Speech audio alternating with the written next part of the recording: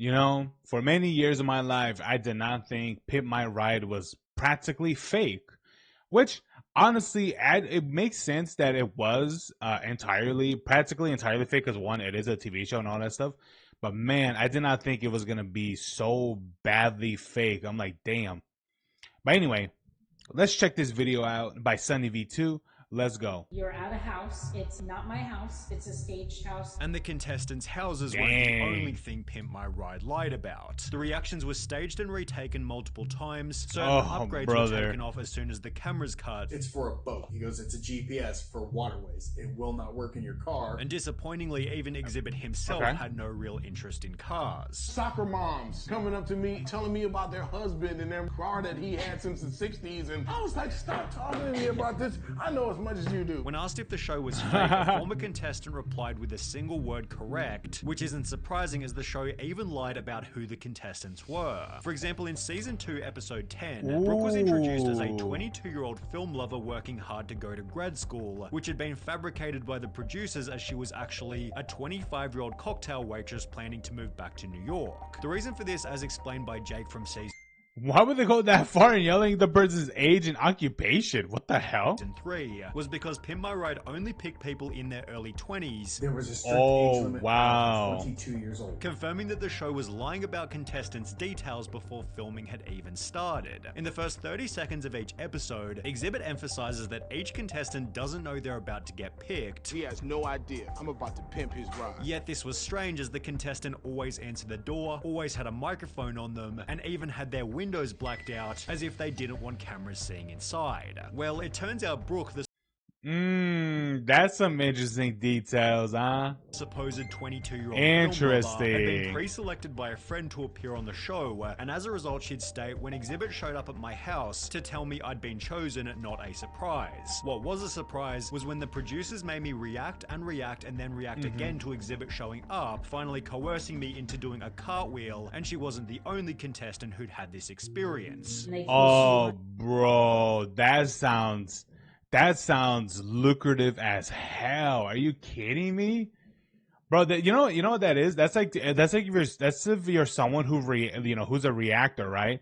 You know, you're someone who reacts to videos, and yet you watch the same video over and over and over again, and then you're just like, bro, I just want to die now. Like, I already know what happens. Like, I already know everything that happens. That's boring. Are you kidding me? How to say it and what to say and everything like that. The show didn't have an actual script, but they did steer the dialogue in a direction that they wanted. If I said something they liked, they would have me repeat it over and over on camera. This had been commented by Seth, who appeared in season 5, who was also well aware that Exhibit was coming to his house, stating, "They told me I was in the running for my own episode, but it was between me and 2 other people." And have you noticed that everyone, they're all dressed up, obviously mic'd and everything? Bro, if you come into my house like middle of the fucking day, I'm gonna assume I and everyone else is gonna be just chilling on their couch, wearing the PJs and the flippy floppies, and that's it. This is ridiculous. When I was sitting in the house waiting for a knock at the door, they said that it was either going to be Exhibit or a producer telling me I didn't win. Thinking back on it, that was all bullshit, but it did make the surprise genuine, which was the same experience as Erin from season 4, episode 2. She was one of 3 contestants. One of them would be chosen. Someone came and knocked at the door. If it was Exhibit, they won. Each contestant was at least somewhat aware that they'd be getting a knock on the door because, well, the homes they were in were actually owned by Pimp My Ride. A Huffington Post article clarified, these houses were oftentimes not the contestants' homes. Instead, each dwelling had been rented by MTV. For example, when Jake from season 3 was asked, did the film crew show up and stage the whole surprise as part of the episode, he'd respond by stating it wasn't my house. It was a place owned by one of the crew members. Similarly, Seth from season 5 stated, the house was rented from Craigslist because I lived in an apartment, and they need a house with a big open driveway for filming, which is certainly reasonable, although sometimes the house... Okay, now that part makes sense.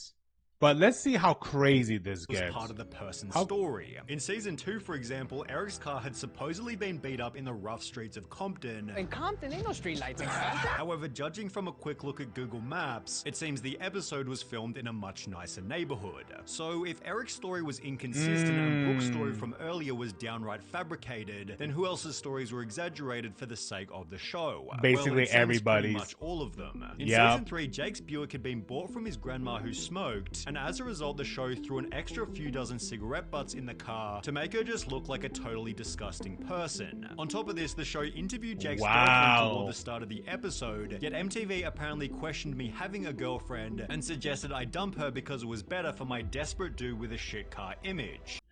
What the fuck? Wait, excuse me? Huh?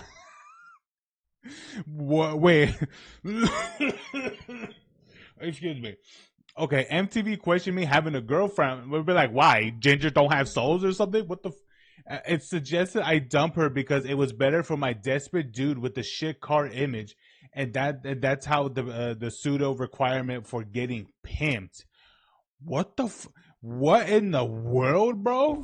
And suggested I dump her because it was better for my desperate dude with a shit car image. A producer later responded by stating, why would we want a kid to break up with his girlfriend? How would that have helped the show? So while Jake's claim about his girlfriend was somewhat questionable, the cigarette story was confirmed by Seth, who had a similar experience. I know I'm fat, but they went the extra mile to make me look extra fat by telling the world that I kept candy all over my seat and floor just in case I got hungry. However, my God, that is too much, dude. Are you kidding me? His front bumper had supposedly fallen off in a car crash. Here is a result of a 3-car pileup right here. Although according to a 2010 tweet, my friend Justin was on Pimp My Ride. On TV, he said his RAV4 was involved in a 3-car crash. No, it wasn't. Dude beat his car up with a bat. The same user then clarified, what he told me was that MTV suggested to him that he and his friend should do more damage to the car, which was confirmed by Justin himself, who'd add, yes, they removed my front bumper, used aircraft remover, and enhanced the dent on the side of my car. Whilst introducing the episode, Justin stated, damn, my crazy ex-girlfriends actually threw nail polish on my hood. Although when he was asked why are all your ex-girlfriends so angry, Justin revealed it was just something I made up, while Erin from season 4 was also encouraged to make her car look bad. They asked to leave trash in the car. We went to In-N-Out, and so they told me to leave it in the cup holder, so I did. It seems the only real part of the show's intro was Exhibit's improvised dialogue, because it wasn't scripted. I could say whatever I want to say. And when Exhibit drove the car to the shop, Exhibit did actually take the cars and drive them away, with the exception of a few that were too broken down, and then they made it look like he did. Although this segment created even more problems. Most people believe that PMR takes the car and gives it back in like a week or something. That's what I thought was going to happen too, but in actuality they took my car for roughly 7 months. 7 months? Brother, a week is, a week or 2 weeks? Oh, okay, cool. They basically took it for for half a year, bro. These are maybe some of these people's livelihoods. Are you kidding me? Months, being a massive inconvenience for some of the show's contestants. They better have gotten paid for this. Like they're moving really, really fast, but in reality, they weren't. When asked for the 5 months they had your car, did they supply you with a replacement car? Justin from season 6 replied, no, they gave me $2,000 to rent a car. But I was 19 at the time. I rented a car for a month and it cost me $1,000 for...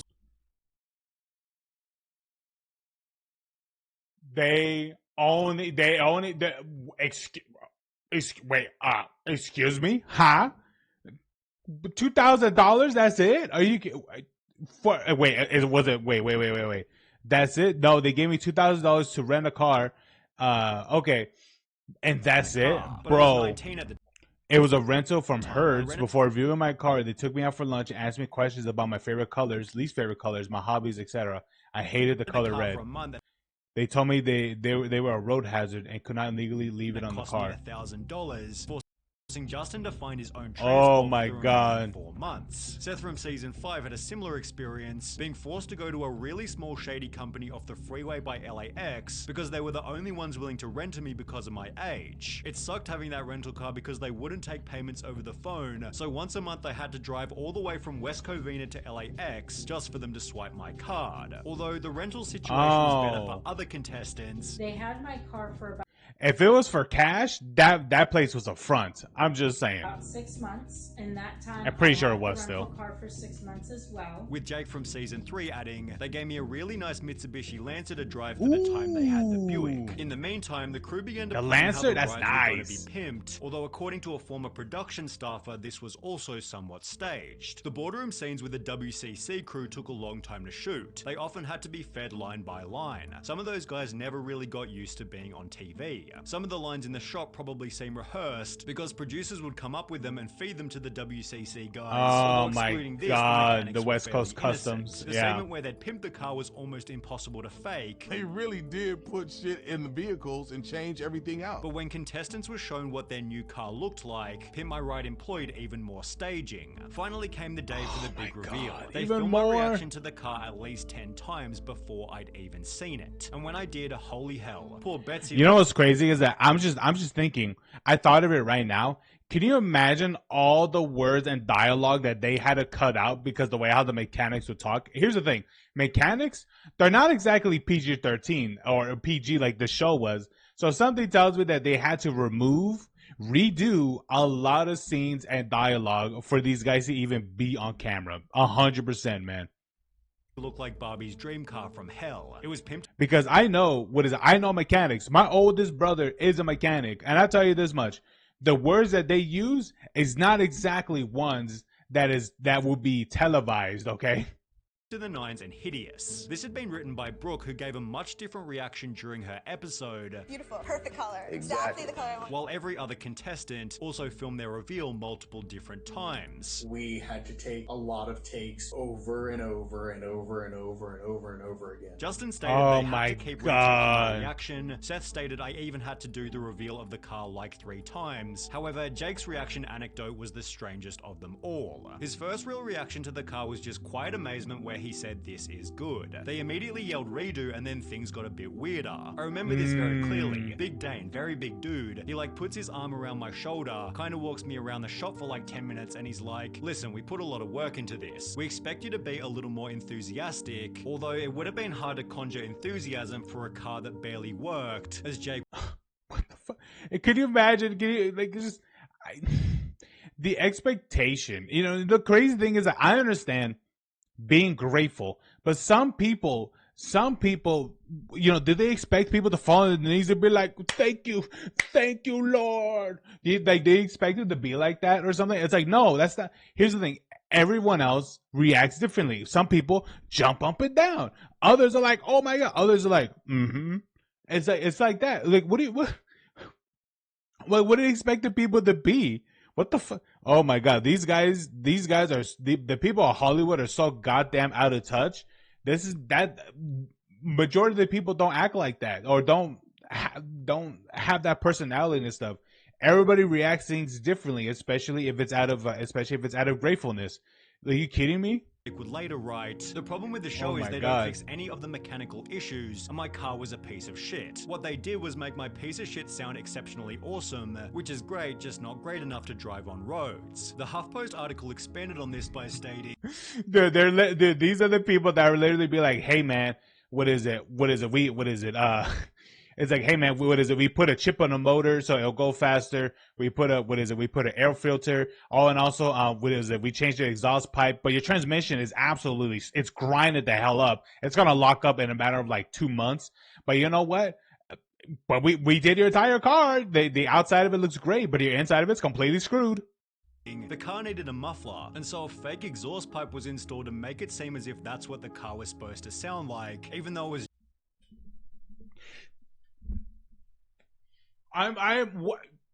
there's no air flowing through that. What's the whole point of this? just a lack of a muffler, while Exhibit brought up a much more dangerous incident. There was an instance where one of the cars wasn't fixed correctly, and long story short, this kid was driving this vehicle that was supposed to be like damn near brand new, and the steering wheel came off when he was driving it. Oh my God. The production staff has said, I can say that the cars often weren't fully ready when we shot the reveal. Some had to stay in the shop another week or so to get finished before the kids got them back, especially if they had mechanical issues, and it was Seth and his candy bars who seemed to fit this category. Bro, look how exaggerated they try to make that fat guy look. He needs candy bars inside the car. But any fat guy would not just have candy bars just like that, especially these ones that could get stick together by the heat of the sun.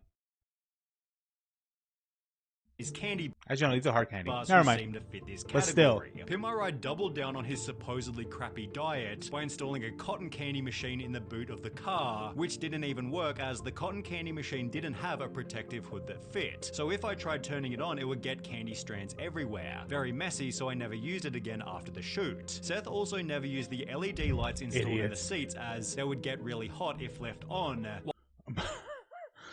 Bro, who thought this was a great idea, you imbecile? While he also had to remove the gull-wing doors because the pistons used to lift them kept them from putting seatbelts in the back, which was highly dangerous. To add a cherry on top of the Are you serious? Oh my god. cake, I am just in total shock. $1,700 for a brand new engine, then adding, after that I drove it for a month before someone hit me and totaled it. Ooh. However, the end to Justin's RAV4 was even more Hey, you brutal. know what? Hey, you know what? At the end of that, it says it says they hit. Her insurance bought me a truck. I held on to it as long as I could, but eventually didn't have anywhere to store it, so I parked it in front of the friend's house, and it got towed. I got all the good stuff out of it first. Yeah, that sucks. But hey, you know, at least it got a nice, what is that, a nice truck. I mean, it doesn't say what it was, but I'm gonna assume it's a nice truck. Before someone hit me and totaled it. However, the end to Justin's RAV4 was even more brutal. After 5 years of taking his pimped out ride to car shows, Justin's RAV4 caught on fire whilst driving as a result of faulty wires. It was later confirmed that this had nothing to do with the show, and at least Justin's car was the same one he first sent in, as when Tavrish uploaded a video. Oh, bullshit. That is absolute trash. It had nothing to do with the show. Oh, really? Oh, how convenient. It had nothing to do with the show, even though they were the ones who installed a goddamn, was a con candy machine. Oh, I'm sorry. How do you plug that in? Oh, by messing with the wiring. Oh, would you look at that? It looks like, I'll be honest with you, these mechanics need to get audited 100% because something tells me that these guys aren't actual licensed mechanics. My oldest brother, who went to school to learn, you know, to actually get his, you know, mechanics and all that stuff, this man operates on cat machines. He fixes caterpillars for a living. So he went through that. He went through hell learning all this stuff. But something tells him that these guys didn't know shit. Titled I Bought an Abandoned Pimp My Ride minivan, he'd make a shocking discovery. The show originally introduced the minivan as a 1998 Plymouth Grand Voyager. Bro, you couldn't even take that in the fucking road if you wanted to. However, Tavrish discovered the car was now a 1999 Dodge Caravan, showing that after they wrecked the original minivan, the show sneakily pimped a completely different car. As a result, Exhibit has been the brunt of most of the show's backlash. I was the face of the show, you know what I'm saying? So people associate me with what of happened course to the car. Which feels pretty unfair given every contestant has said he's an awesome guy. In fact, Exhibit only did Pimp My Ride for the following reason. I actually did Pimp My Ride because I thought they was gonna play my music videos. However, it instead seemed to have the opposite effect. The show was taken away. They just use his face. That's it's literally what they did. They just use his image and his likeness. They say, hey man, we're gonna bastardize everything you are, big for value reasons. My credibility of what I've already done. It was taking so much time. I wasn't able to tour. I wasn't able to record albums. Oh damn! I definitely didn't know. I was, you know, I was there filming. Which is even more depressing given he was barely paid for it. But at that particular time, you wasn't really happy with the pay though. Nah. Dude, he could have done so much more if he was doing music. Pimp My Ride is unlikely to make a comeback. When are we gonna get a Pimp My Ride? No, there'll be no more Pimp My Ride. Jesus Christ, bro. Oh man, just imagine this guy got screwed so bad. He could have, I think he could have blasted off a lot if he actually kept doing music. But I'm pretty sure because of Pimp My Ride, what really halted him from doing music, it's what kind of damned him into not doing music, into doing more music and such. But damn man, damn, that sucks. But anyway, thank you so much for watching. This was incredibly infuriating. But anyway, all right, I'm good now. Thank you so much for watching. Hope you guys liked the video. Leave a like, subscribe, and check out the Discord and check out the Twitch as well. I just finished the Cell Saga and I'm about to do the Warriors of Hope DLC, which I know it's going to be really, really good because I've played it before and I want to do it again. But anyway, all you guys have a good one. Peace. And also, I'm so sorry, Exhibit. You didn't deserve any of this stuff, man. You were the front, you were the fall guy, but man. But at least at the end, he came out on top, right? You know, to really show what really happened behind the scenes. Thank goodness, man. Thank goodness. All right. You guys have a good one. Peace.